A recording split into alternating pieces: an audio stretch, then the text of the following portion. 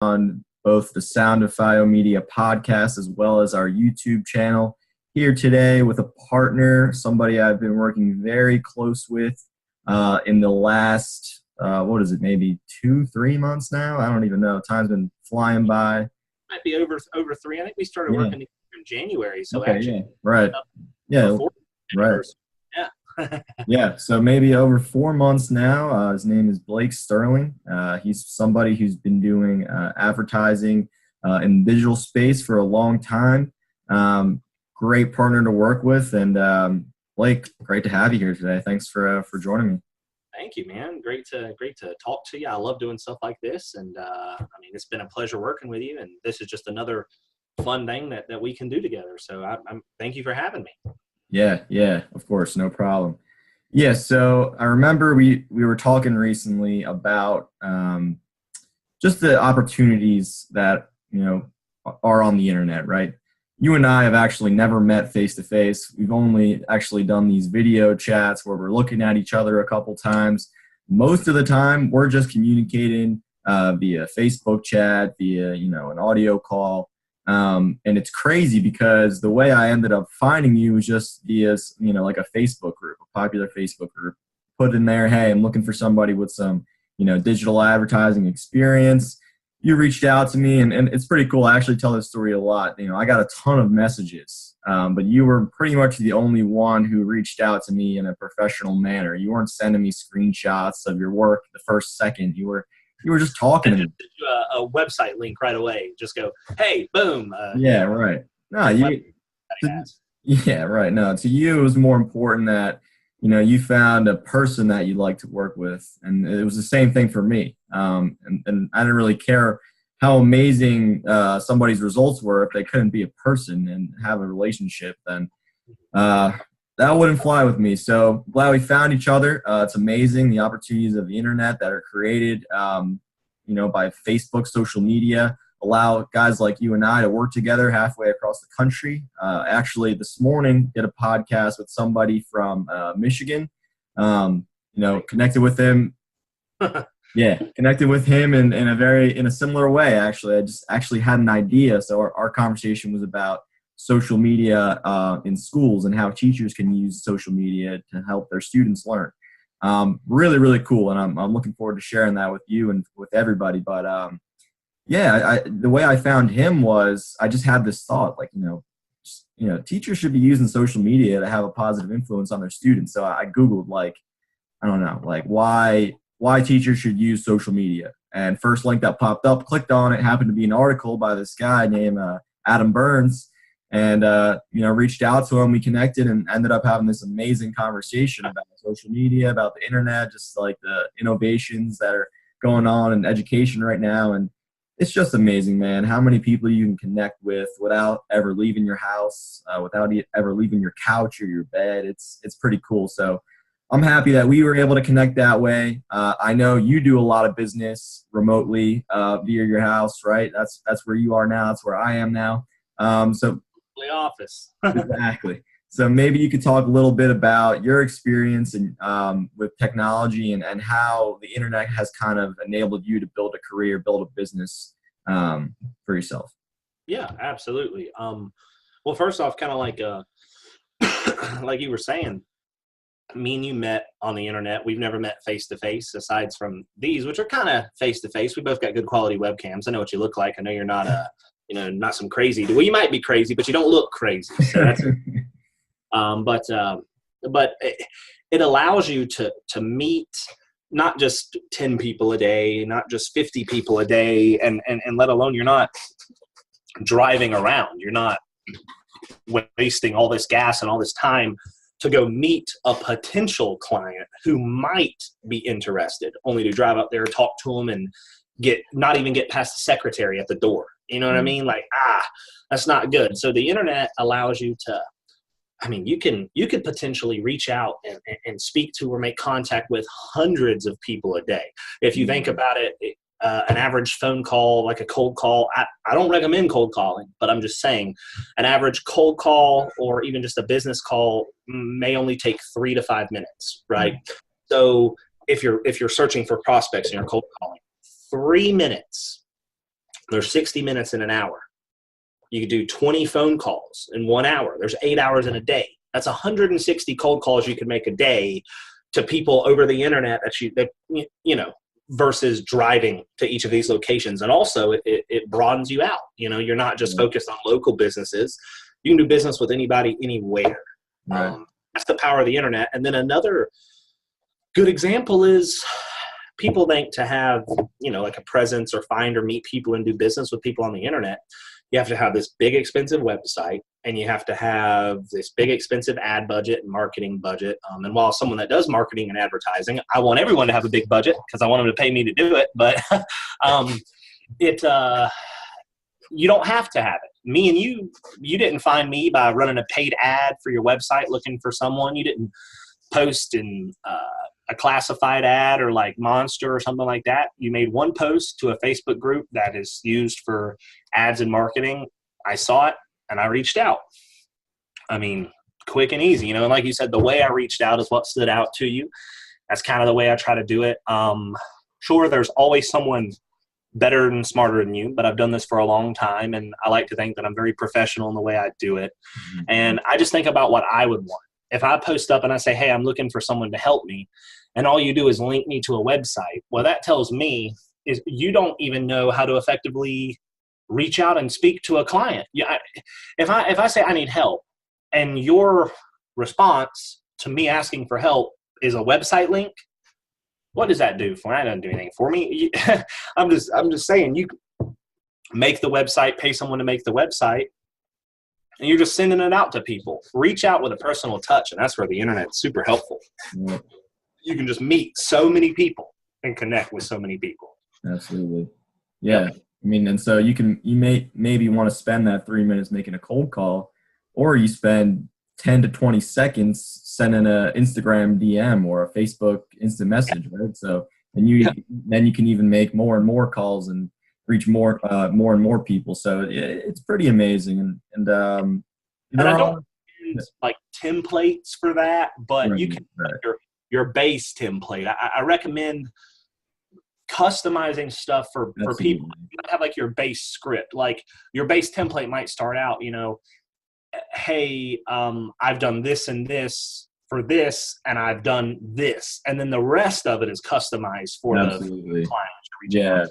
Yeah. When we do engagement for our clients, we focus specifically on the person we're reaching out to, and we're making sure we're doing a few very specific things that are going to really get that person's interest.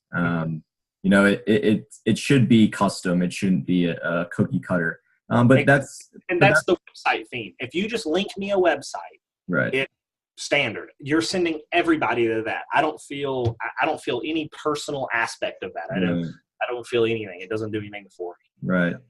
Yeah, it's the same idea with any content you create online too, right? I mean, so there's tons of websites out there where you could sign up and they have a video library of, 500,000 videos that you can use for your real estate marketing or for your, there's another website for social media agencies marketing, right? You can go on there, pull a video, they'll put your logo on it, they'll put your headshot on it, and they call that custom. But, fact of the matter is it's a cookie cutter template. And when I see that, and when you see that, when people see that, they know it's fake. They know it's not a genuine video, and it's very easy to tell that stuff apart. So that's why, when I create my content, I focus very heavily on custom stuff, on the very personal brand that you have built over the years, right? You've spent time, energy, and money for years on your business.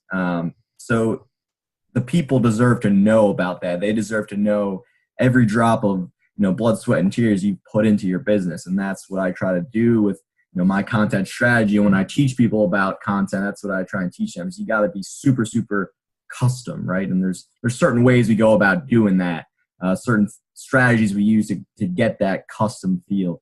But it's super, super important nowadays. People know. So it's not 2005 anymore. It's not 2000 anymore. It's not like you tell someone, hey, I got a website, and they're like, what? How'd you do that? Everybody got a daggone website. You know what I mean? But back in 1999, when everything was done basically through straight HTML coding. If you were building a website, I mean, you had to code it. Okay. I mean, there was some kind of like WYSIWYG, like GUI, drag and drop, but not really. You were coding everything. And it was tough. But now it's 2019, man. People are not sure.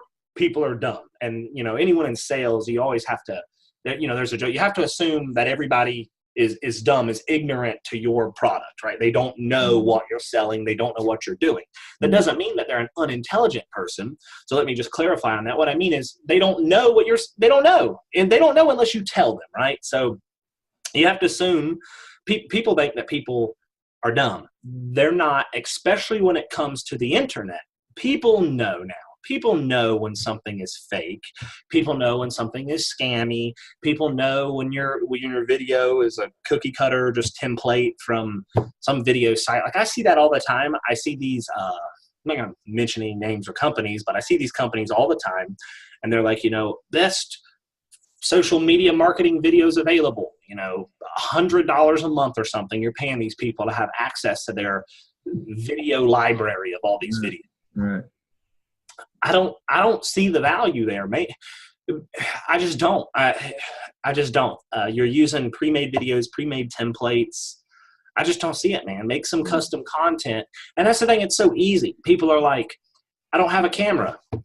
You got one of these? You got an iPhone? Right. It works well. And I think we talked about this before, and I'll recap it here too.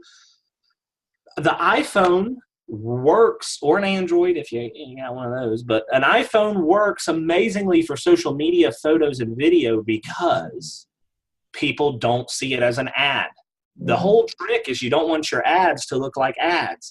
So if your photographs and your video was done in that iPhone template, where it's that skinny profile, if your videos look like they come from a cell phone, at least high quality, at least, okay, it can't look like a potato took the picture, but videos and photographs that look like they come from a cell phone, I've tested it a bunch.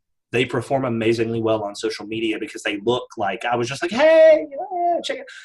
They look natural. Right. So they work well. Now, I'm not saying anything against, don't get me wrong.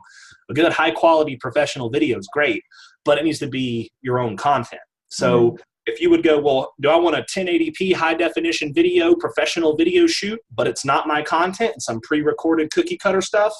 No, it is better to have your own content that might be slightly lower quality, but as long as it's still put together in a professional manner, it's going to get a good response. Yeah, that's so true. And I tell my clients, I tell the people I train and work with all the time that is 100% the case. Yep. You gotta be genuine. Yeah. I mean, that's another thing, right? You gotta be yourself. You gotta be true to your brand and your company. You were saying, and I like how you said that, people know when you're not being yourself, right? It's the same thing. It's no different than face-to-face interaction. I come across a lot of people who question social media. They put it in this category as, oh, that's the new school. I do things this way. I'm old school. I say, look, we're not doing anything any differently, right? I mean, what you're doing, as you're old school, when you're going to these, Chamber of Commerce meetings and you're networking with people, you're meeting, you're shaking hands, you're introducing yourself, you're being your real personal self. We do the same thing. It's just the platform is different. We just take it from being in person to bringing it online. We're still engaging in the community, right? We're still giving people information and value and networking. It's just online.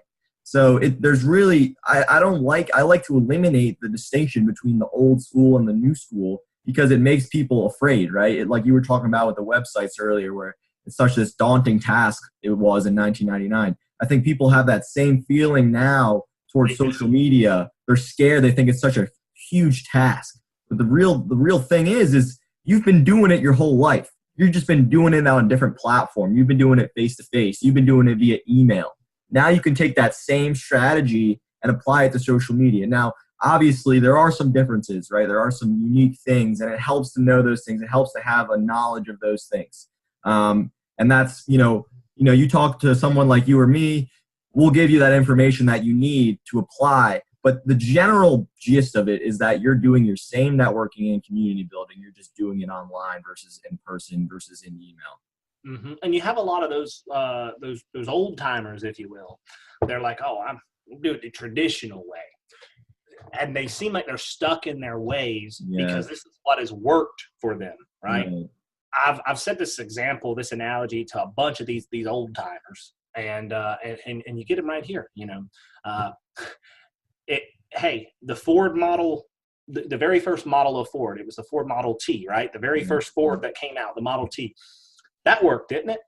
That got you from A to B. That was a car that had an engine, it had four wheels, it had doors. Right. But would you still be driving that around today? Now, maybe some people with a lot of money soup one up. That's awesome, right? But as it stood, a factory stock Model T, it works, does what it needs to do, and it'll get you there. Right. But would you be driving that car down the interstate today? No, you would not. So when I have these professionals, whether it's a financial advisor, a doctor, a gym owner, someone, anyway, it doesn't matter. And they're like, oh, no, that's not how I do business. That's not how I was trained. What's wrong with making yourself better? What is wrong? Because that's the thing. I'm not telling people not to do this old school traditional marketing. Right. It does still work. You know it works because companies still invest money in it. But let's look at the companies that have failed to fully adapt to the new school way, and let's take a look at what's happening. For instance, you remember Kmart, right? Yeah. What's happening to Kmart? Yeah, they're shutting down, man. They're shutting down. You know why? Because, well, one, Amazon is doing that to a bunch of people, and Amazon is doing that because Amazon is on the new school wave of marketing. Now, does Amazon use any traditional marketing tactics? A little bit. Right. A little bit. You might hear maybe a radio ad for Amazon, but that's slim. Certainly ain't going to see no billboards. Right. And Amazon certainly doesn't have people standing in Walmart or Kmart with a little stand like DirecTV or Time Warner Cable. I'm there shopping, trying to buy my groceries. I'm not trying to talk to some random 20-year-old about signing up for DirecTV's dish package. Okay, I don't care. Okay, I didn't come to Walmart to buy DirecTV. So when I see these companies that do that, they're big companies, but even still, I think it's a waste of time and resources. Traditional marketing is fine, and you can still do it, and it does still matter. However, look at the proof. Look at what is happening with large, hundreds of billions, almost $1 trillion company, Amazon. They're not doing these. You think Amazon sends out, like I've done business with people, and they're like, yeah, I do postcards. I do postcards for my events. Does that not work? I'm like, why would you waste the money on a postcard? And they're like, well, because it puts a nice personal touch. Right. No, people don't care about that. I'm sorry. The world is maybe back in the day. Remember back in the day, and even me and you were still young too, but when someone knocked on your door, if you're sitting and before like cell phones are big and you heard that knock, that was exciting. At first you're like, well, wait a minute, I hope it's not a robber. But you're like, oh, someone's here to visit me. Now, of course, you don't care. Same with right when email first came out. If you got a new email, you were like, oh, you've got mail. Whoa, oh my goodness. Now nobody cares. Everybody's like, oh my God, you don't even check it. You've got thousands of unread messages. It's just, I'm not trying to go on about it forever, but the proof is there. Yeah. Companies that don't adapt go under. Kmart going under. They go away. Yeah. Target, you know why Target ain't going under? Target's not dumb. Target's smart. Target said, you know what we're going to do? We're going to take the Amazon model. One, we're going to go straight new school marketing. Target does new school marketing like crazy, and their marketing campaigns are incredibly well done, and they just do a really good job. But also, two, they took the other factor of Amazon's model. Jeff Bezos based the whole Amazon model off of treat my employee right, and that in return will bleed into the customer. So by giving your employees everything they need, and your employees are happy, they will make sure that the customer is happy because they love their job. That's why Amazon's minimum wage is like $13 to $15, $16, depending on where you live. 15 now. Yeah, Kmart's gone. Target's minimum wage, where I live in North Carolina, is $12, but they just bumped it up to $13. Right. Kmart's minimum wage, $8, $8.50. Right. What I'm saying is you invest the money up front into your employees, pay them what they're worth, treat them what they're worth, and their performance will bleed back into the company and in return will go to the customer. Right. That's why Amazon will be the first $1 trillion company. That's why if you order something from Amazon, you can call them up and you say, hey, I ordered my new video game. I never got it. It just didn't show up. Even if you're lying. Now, I'm not condoning this. I'm just saying, even if you get your package delivered and you call Amazon and say, hey, you left it on the doorstep and it wasn't there when I got there. Right. No customer service employee at Amazon will ever question you. Right. They will never, ever make that into a big deal. They will never say, oh, well, we're pretty sure you got it. It doesn't seem like someone would take it from your area. Are you sure? Well, we need to review this, send this to a supervisor. We want to make sure, can you send us some pictures? No, you call them and tell them you didn't get your package. You know what they're going to say? Well, would you like us to send you a new one or would you like a refund? They're not going to argue with you. The reason why is Bezos knows, and it's been proven, even if they're lying, take the loss up front. You know what's going to happen? You're going to go, well, dang, they fully refunded that package for me. I never got it. That's amazing. And 90% chance you're going to go right back to Amazon and continue purchasing products from them. Yeah. That's the whole point. They don't care if they lose $500 up front on you. They're going to make it back over your entire life because Amazon knows they're not going anywhere. They don't care if I lost them $200 because I can't even, if I pulled up my Amazon account and saw how much money I've spent on Amazon, it's ridiculous. So that's what I'm saying. It's just the models, man. You have to adapt. You have to care more about your employees. You have to care more about the customer. And these traditional marketing methods are just, they work, but. Yeah. Yeah, it's frustrating because people like you and I are very passionate about what we do. Yes, I love marketing. I love the science. I love the data behind it. I know you do too. We've talked about that before. But really, I like what I do because I get to help people and get to see their businesses grow, get to see them benefiting from the videos I put out, from the information I put out, right? I got a message yesterday on LinkedIn. Somebody was like, hey, man, I've never really known anything about marketing. It kind of got thrown on my desk at work, and now all of a sudden I have to do all these campaigns and stuff. I've been listening and watching your videos, and they're really helpful. Just want to let you know that. And I was like, awesome. That's awesome. Like, just getting that feedback. That's why I do this, right? And same thing. I was at I had a marketing workshop recently, and with another business owner, and he just talked about how our relationship has really enabled him to help grow the company, and what I've provided him, with the services I provide, but also the education I provided him has helped him grow. So, me and you do this because we generally care about people. We care about helping others. So it's frustrating when you know how much of an impact this could make for somebody, and they want to stick to their old ways. They want to stick to the traditional forms of marketing. And literally in forms of dollars per year, they could be saving / making by investing in this new technology as opposed to sticking with the traditional stuff. And that's why I kind of went on that little tangent there for a minute about just Amazon and Target and Kmart. I think they're just good examples. They're just good examples. It's just, and like I said, there are forms of traditional marketing that these businesses do still use that work. Like, for instance, Target is a retail store. So one of the traditional forms it uses that still works is they mail out little coupon booklets, to residents and stuff like that. Amazon doesn't do that because they're all online, really. Right. I don't think you forgot that. If you're getting a coupon from Amazon, they're sending it to you via email or loading it directly to your Amazon account. Right.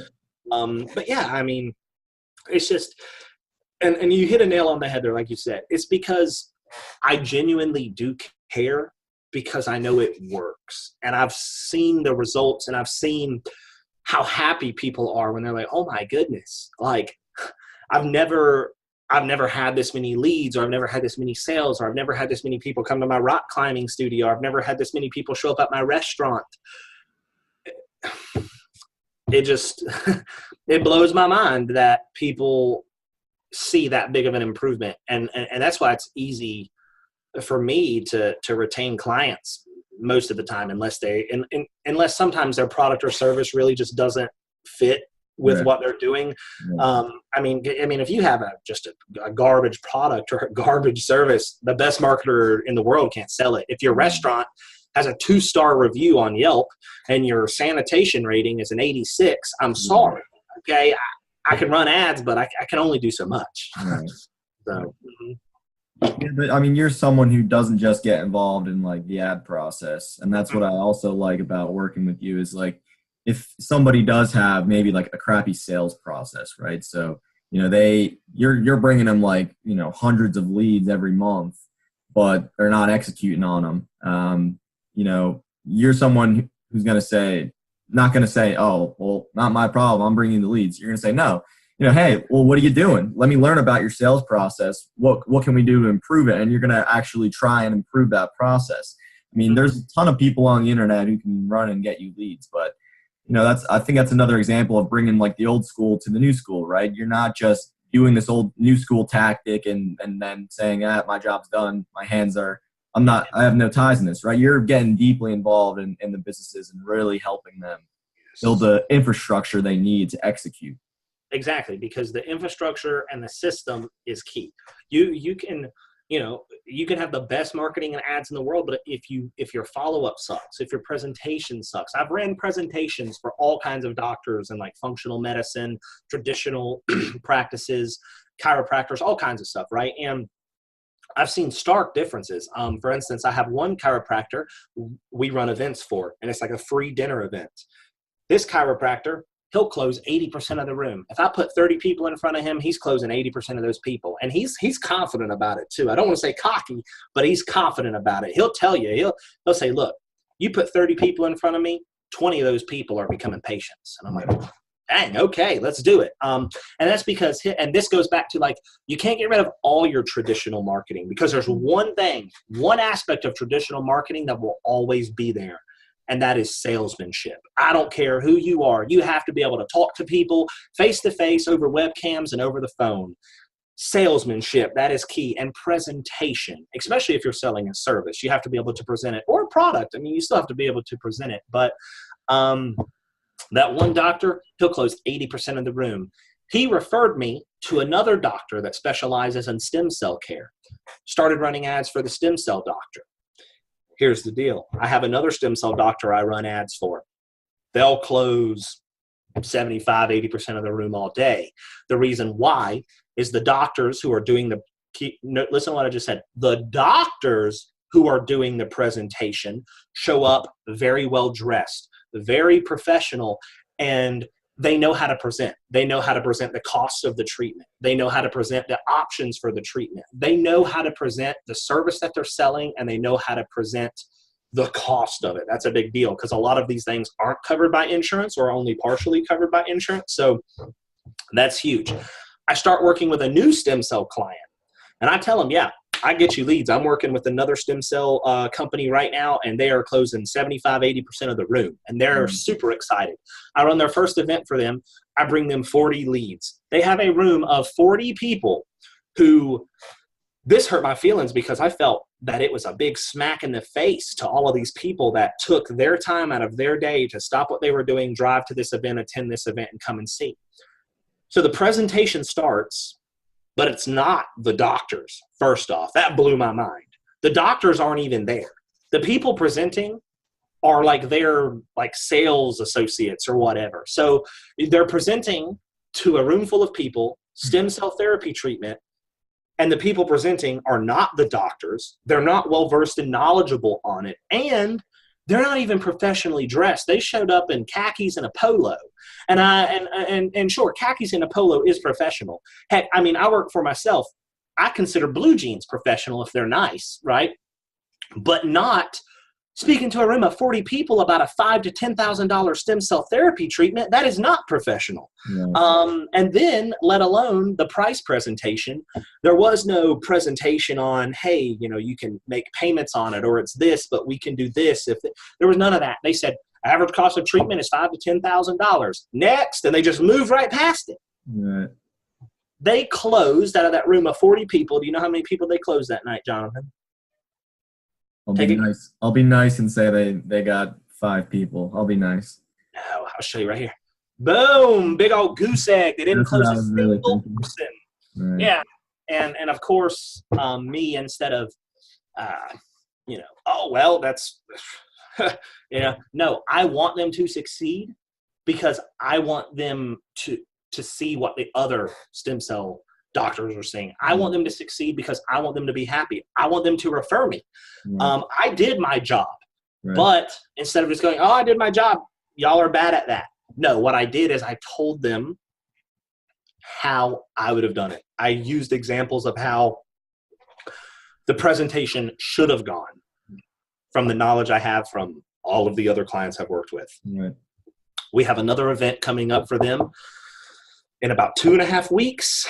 And if they follow every bit of advice I've given them on the presentation and the sale, they will close at least half of the room. I'm positive they'll close half of the room. So, but that's the thing, that's the thing. You have to care about your client's success, even if it's not your job. Right. Marketing and advertisement industry is that's not my job industry. It's you're hiring me to get your business sales or leads. If I see something on your website, sure, I'm not your web designer, but if I'm running your marketing and ads and I visit your website, and the moment I visit your website, a huge red flag pops out at me, you better believe I'm going to fix it or tell you it needs to be fixed if I don't have access to it. I'm not here to just take your money. That's just not good. If someone comes to me with a product that is awful and I don't see any way to make it better, I'll tell them I'm sorry, I can't work with you. Yeah. If they come to me with a product that's awful or a service that's awful and I see a way to make it better, I will make those suggestions. Right. That's just the nature of the beast, man. You got to care. Yep. Yeah, and I think that's really the determinant of success. I mean, pretty much in anything, very much so in this business, especially because you're not meeting people face to face, so you don't get that liberty of them trusting you because they've met you, because they've shaken your hand. No, they got to trust you and believe in you because you convince them. So because you show them how much you care. I mean, that's that much more important when you don't get to shake their hand. So yeah, man. I mean, I think that's the reason why you have had the success that you've had. That's why I think we work great together, is because we both have this shared passion for helping people and for going the extra mile and not just stopping at what is necessarily within the bounds of your job or your scope of work, right? It's going beyond that. And then it is challenging and frustrating when people don't want to listen. I mean, there's nothing you could really do at that point. You give all the information you can and you do your best to try and suggest changes that you think you've worked, right? You've done this for a long time. You've seen what works and what doesn't. And you also stay up to date on the latest. So when things are changing, you know what the latest is, right? You know what those changes are. You know how to react to those changes. Pay attention, man. For example, with one of the real estate clients we're working with, Facebook changed their whole real estate outlook. You can't target people that are looking to sell a home, that have recently sold out. You can't target these things anymore for real estate. They don't let you. Right. Maybe they'll bring some of those features and functions back, but now you have to think of new ways to target people. And from last time I checked on the campaign, I think we've got it on like a $15 budget or something. And I mean, it's like been like 30 plus leads in the past week and a half on like a $20 a day budget or something. I mean, they're flying in. He is thrilled. Yeah. Well, good. Well, I hope he is. And the great thing about those real estate leads, and I tell people this too. I have clients all the time. They'll call me confused. They're like, hey, we got leads that were low quality or leads that, whatever. It's Facebook, man. Everybody and their mama has a Facebook. Okay. It's going to happen. What I try to tell people is, especially starting out now, after 6 months, your pixel is strong. It is honed in and it is accurate. And after 6 months to a year, the low quality, which I hate when people use that term low quality, because in the end, you still made the connection, right? It doesn't matter. You still made the connection. They may know someone. They may have a friend, like especially for service-based, like financial advisors. They'll say, hey, 3 of the leads today, they didn't even have, $10,000 to invest with me. Okay, that's fine. Did you talk to them? Did you act like you cared? Were you sincere with them? No, I just hung the phone up. Well, I'm not saying that they do, but why? That person may not have a lot of money, but their best friend or their boss or something, make the connections. That's what's most important. Make the connections. Every time you talk to someone and tell them what you do and who you are, that matters. Okay. Yeah. Even if the person can't afford it or can't do it, it doesn't matter. It matters. Yeah. But yeah, it's just, you got to make the connections with the leads and that's the other thing too with Facebook. People say, like, oh, well, not every lead is solid. Well, it's like that with anything, but at least with Facebook, you can track it. Right. If you're running a newspaper ad, how do you know that? You don't know any stats about that. If you're running a billboard, you don't know any stats about that. That's what I'm saying. You can track these things and you can optimize these things. Every time a Facebook pixel makes a bad conversion or a bad spend, like if it spends $50 on an ad with a certain copy or a certain image and it gets no results, it doesn't just go, oh, I got no results, I'll try that later. The Facebook pixel, how people say, mistakes are the best teacher. You know what I mean? Same for the pixel. When the pixel makes an error and spins without a result, it remembers that. It remembers, I spent to this demographic at this time in this style and it didn't work. So I'm not going to do that again. So the pixel learns from error and from success. Yeah. Yep. Super cool. Yeah. And it's important to stay on top of these things, right? Even with the platforms themselves, they're changing and they're changing in relation to each other, right? So I can even back up and say, how Amazon went from 0 to whatever to a million, even, is from like the early 2000s. Google AdWords were like the cheapest thing going, and they bought every single term, buy books online, books, online library, right? They bought all those words, and they were the number one investor in Google AdWords through the Google AdWords period, where that was the cheapest way to market, and that's why they got to where they were. And now they're transferring a lot of those dollars onto social media because they're realizing that social media now is cheaper than Google, but they're staying ahead of the curve. And there's a lot of, it's important that me and you keep our clients up to date on that stuff, right? Because one thing that's going on right now that I'm noticing is that, and I'm sure people are noticing this, right? Facebook, Instagram, it's starting to get a little bit more difficult to reach people organically on those platforms, right? There's more and more businesses coming on. There's more and more competition to get your stuff shown, right? They're changing the algorithms every day to cater to the people who are putting out good content and cater to the people who are spending a lot of money on the platform. So it's getting more difficult. So it's important to know how to continually take advantage of these changes. It's important to know where to spend your time and energy, right? If you're only one person, if you're only a small team, you should spend the majority of your time on the best platform for your company, right? So, for me, I'm B2B. Right now, I'm spending like 80% of my time on LinkedIn. And LinkedIn is actually crazy because right now the organic reach on LinkedIn is better than any other platform because they haven't changed their algorithm yet as much as the other ones have. It's still pretty much that if I follow you on LinkedIn, I'll see your content eventually. It's a little slower because people aren't on LinkedIn as many times a week as they are on Facebook. Exactly. But there's ways to take advantage of these things. There's ways that to take advantage of this. And so I'm spending 80% of my time on LinkedIn, but I'm still on all the other platforms. And I'm dipping into new platforms too, right? We're talking about Amazon Alexa and voice, right? Maybe that's the next frontier, right? There's a whole strategy to go along with that. So as I'm spending the majority of my time in one place, I'm dipping into other places. I'm dipping my clients into other places. And it's important to be testing out those new things because one day, we might not be looking at the phone at all. We're just going to be talking to it, right? And so what's going to happen when all of a sudden you don't have an audio brand? You don't have a sound to your company. People don't know what Thio Media sounds like. Once you're on audio, they're not going to recognize me. So I got to make sure that I'm putting out podcasts, that my videos end with a nice sound that is uniform to FIO media, so people recognize it. So when they hear that sound again, they know that it's me, right? Like think about Nike, right? Their slogan, right? They have "Just Do It," right? When you hear "Just Do It," you think about Nike. Yeah. Oh, every time. Brand recognition. We've talked about that a lot. It's huge, man. You gotta have it. You Yes, gotta have it. I rambled a little bit there, but No.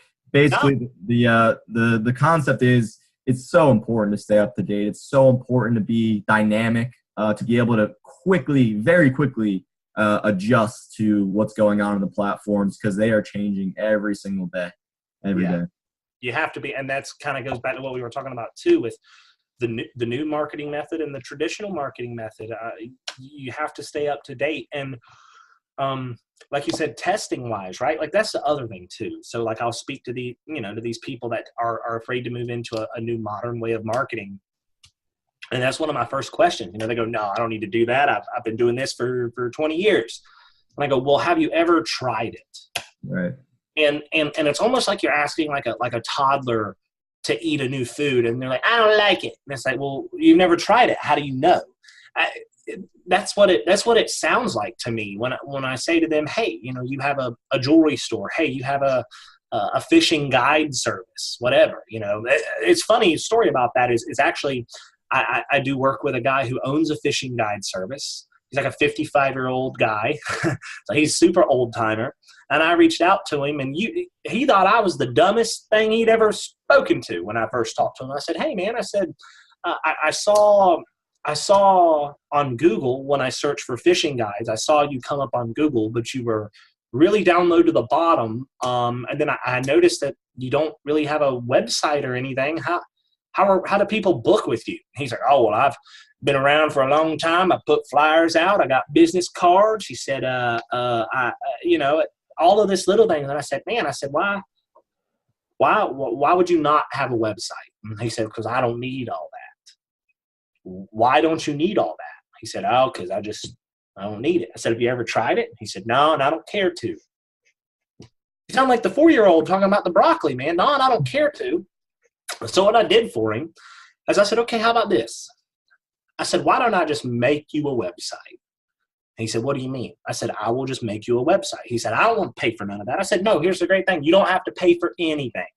I said, I will make you, because I can whip up a basic website in an hour. I mean, it's not hard, especially for something like a fishing guide service. All I needed was essentially a home landing page with like a background with a boat, someone fishing in it, and then like a place to enter your information for a lead. And I did a little offer like 10% off your first guided fishing trip or something like that, right? I made him the website and I sent it to him. And the moment he landed on the website, he said, whoa. He said, this is mine? And I said, well, it's not yours yet. I said, how about this? I said, why don't you let me? I said, just give me permission and I'll do it. I said, I'll make you a Facebook page, everything, and I'll pay for the ads out of my pocket. Now, I don't recommend doing this with everybody, but I for some reason, this old man struck a chord with me. He reminded me of my grandfather. I'll be completely honest with you. That's why I did it. And I love to fish. I'm an avid fisherman. So I said, I'll tell you what, I'll make you a Facebook page. As long as I have your permission, I'll make the Facebook page. I'll put your logo on there. I'll link it to my debit card, and I'll just run you a little $5 ad campaign. Do you think I care about spending $5 a day on this guy's ad? No, I don't. That's fine. You know what I'm saying? That's like a financial advisor paying for a client's lunch. It's not a big deal at all. I ran him $5 a day ad campaigns. He called me the next week, and he said, man, I'm booked out for the next 2 weeks. He said, it worked. And I was like, of course it worked. And now he's a great client of mine, and he's an autopilot client. He pays me, I mean, I haven't told you his name or anything, so I can tell you, he pays me $500 a month, and I do maybe an hour's worth of work every week for him. That's it, because he's a strict autopilot client now. We've built him up so well. We've built his offer up so well. His pixels trained up so well. I just check his ads I say every day, but maybe not every day. But I've looked at these numbers so long. For some people to go in and audit an ad account or to check an ad account for people to like review the data, it may take them 30 minutes to an hour to look over all the data. Me, I have my templates and I have everything saved. So when I go in to look at an ad account, I select my templates to show the data that I want to see, and I have it all set up perfect and I know exactly what I'm looking at. I can audit a random ad account. You could come to me with some person who I've never even spoken to, say audit their ad account. I'll be done in 10 minutes. So I check his account every day or so, and he calls me. I mean, in this line of work, honestly, when you have less communication, it's usually a good sign. Like that usually just means things are going so well, we don't have to communicate. And that's typically what it is. I talk to him maybe every few weeks, and it's typically something like, hey man, thanks a lot. Just send me the renewal when it's time for me to pay you again. That's usually how the conversation goes, you know? So, yeah. Cool, man. Yeah. So, I mean, we're coming up on our hour here. I know we both got to get back to work, but I mean, look, so really great talking to you, right? We got a big workshop coming up between the two of us, right? Dates aren't finalized yet. Location isn't 100% finalized yet, although we're narrowing it down, but it's going to be awesome, right? So if you're a personal brand, right, that we're looking for people who are a personal brand, right? So you're a real estate agent, you are a financial advisor, you are somebody who has a small company, maybe you're a personal trainer, right? Or you're just the face of your company. You're the face of a small company. We are going to be putting on a half-day workshop on a Saturday, probably in early June. That is going to be the best half day you could spend your money on in terms of getting value for your time. And we are really looking forward to that. Going to be talking about everything we talked about today, but diving into way more detail, diving into way more specifics on exactly what you can do in 2019, in June 2019, because that's how often it changes, right? By the month, to grow your business, to grow your brand, to increase your revenue, get more customers, right? So that's our focus. I'm really looking forward to that workshop. I don't know if you want to give your 2 cents on it real quick. And I am excited to do it because I love, I know I've told you, but nobody else knows, but I'm actually a licensed auctioneer also, so I do it on the side. But I love presenting. I love being in front of people. I love talking. I love sharing knowledge and training and teaching. It's a lot of fun. And this little half-day workshop we're doing, I mean, it's going to be, you could show up there with just an idea, right? Like, of course, we want people that are already established. But hey, if you want to pay for the half-day workshop, I don't care. Show up with just an idea, and when you leave, you will have a marketing plan for that idea. You'll have an advertisement plan for that idea. You will know exactly how to build and grow your brand the right way on the internet in 2019. I mean, I'm really excited too, because I can't wait to just hear the reactions from people. It's not about the money. What I can't wait for is at the end of the day, saying bye to every person that came, shaking their hand, and hearing their comment and their review on what we did. Hearing them say, hey, man, it was awesome. This section here was the best. Or, oh, my goodness, I never thought about that for my business. Thank you. That's really what it's about, man. That's what makes me feel good, and that's why I love doing this type of work. But, yeah, no, I'm super excited. And, I mean, I would encourage anybody who wants to learn how to grow a business. And like I said, not just grow a business, not just a traditional marketing. I'm talking really actually have a marketing plan, an advertisement plan, a branding plan, brand recognition, brand trust, how to build and grow all of this on the internet. We're gonna cover it all, man. Yeah. Oh, absolutely. Right. So my big thing is a strategy, right? So when there's so many things that you gotta manage in a business. And most people, they know if they're not doing it, like there are some old schoolers that aren't doing it, but most people are doing it. But what is your strategy? Are you really driving results? What's your ROI on every dollar and every hour that you're putting into your marketing plan? That's what we're going to figure out. So super excited. Can't wait. thanks again for coming on today, and I'm sure we'll be talking again soon.